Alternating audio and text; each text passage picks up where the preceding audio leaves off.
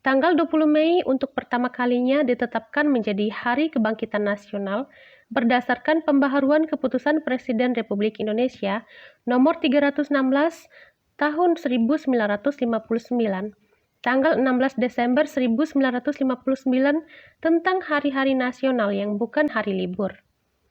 Melalui keputusan tersebut, Presiden Republik Indonesia menetapkan beberapa hari yang bersejarah bagi nusa dan bangsa Indonesia sebagai hari-hari nasional yang bukan hari-hari libur.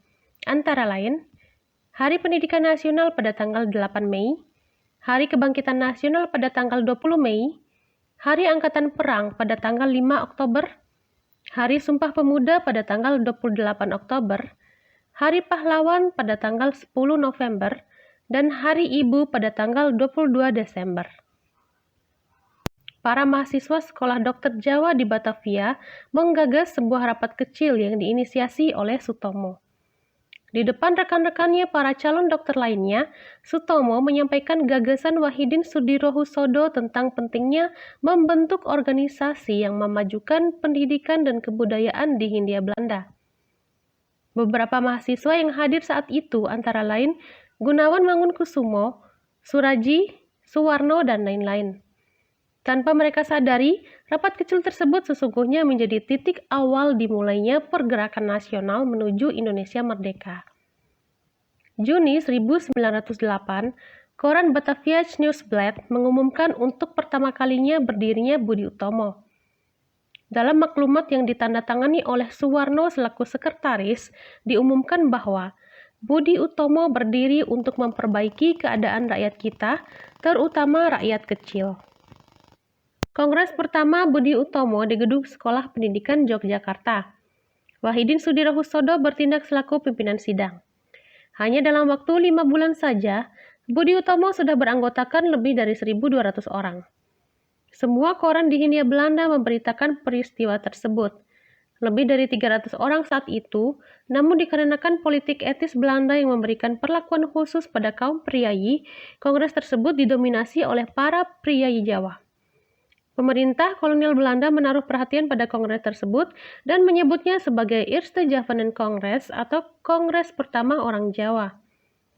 Cipto Mangunkusumo, kakak dari Gunawan Mangunkusumo, menyampaikan gagasannya agar Budi Utomo menjadi partai politik, namun gagasan tersebut ditolak sebagian besar peserta kongres.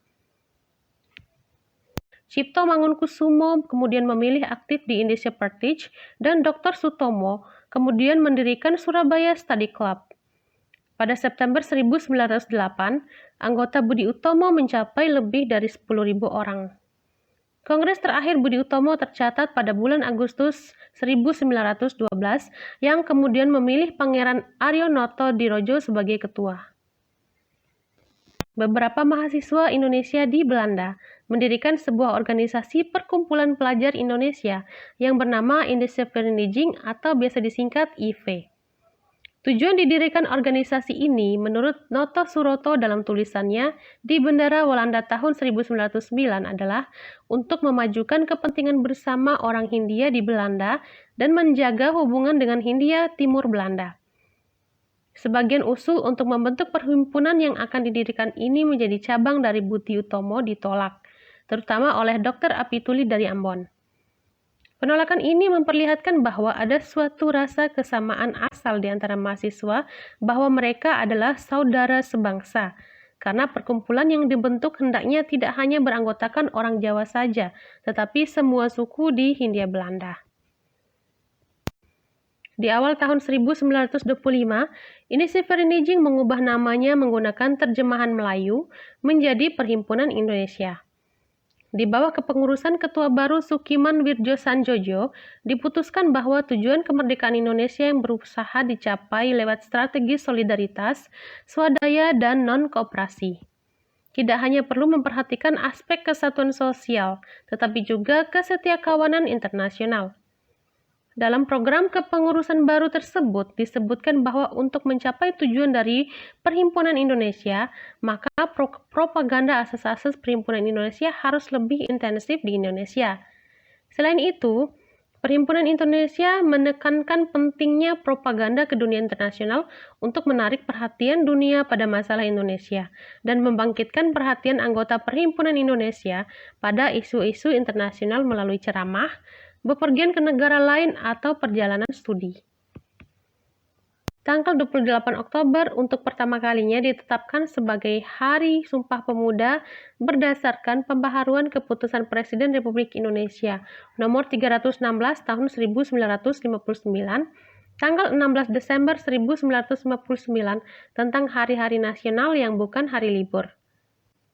Penetapan tanggal 28 Oktober sebagai Hari Sumpah Pemuda dilatar belakangi Kongres Pemuda II yang dilaksanakan pada tanggal 28 Oktober 1928.